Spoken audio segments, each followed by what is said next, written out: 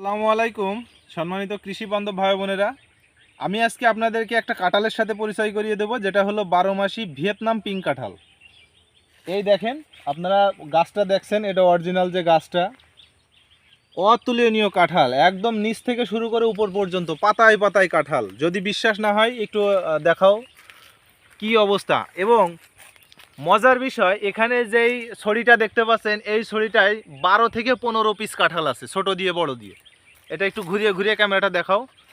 12 থেকে 15 পিস এই একটা ছড়িতে আছে। এবং আর একটা মজার বিষয় দেখেন, পাতায় পাতায় কাঁঠাল। এই দেখেন, এইটা দেখেন, এখানে প্রায় 8টার মতো হবে, এখানে 4টে 5টা হবে। এই দেখেন, এই থলটায় দেখেন প্রায় 9টার মতো আছে, এই যে এই সাইড দিয়ে।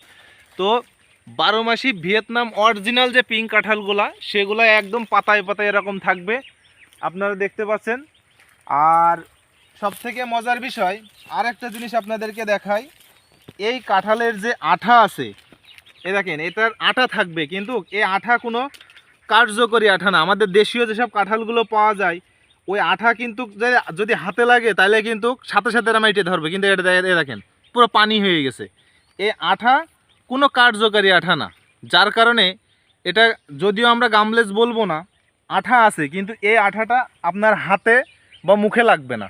এ দেখেন, এর প্রমাণস্বরূপ দেখেন, এই দেখেন অবস্থা দেখেন, এটা পুরো পানি হয়ে যাবে। আর আপনারা অরিজিনাল এই চারাগুলো আমাদের কাছে পাবেন, একদম এই ভিয়েতনাম পিঙ্ক কাঁঠালের অরিজিনাল যে চারা, এই মাতৃ গাছ থেকে যেসব কলম করা চারাগুলো আছে, এগুলো আমাদের কাছে আছে। তো যারা এই চারাগুলো নিতে চাচ্ছেন, আমাদের অনলাইনে আমাদের স্ক্রিনে নাম্বার দেওয়া থাকবে, সরাসরি আমাদের সাথে যোগাযোগ করবেন, তাহলে আমাদের কাছ থেকে একদম বিশ্বস্ত সূত্রে আপনারা অরিজিনাল এই জাত সংগ্রহ করতে পারবেন।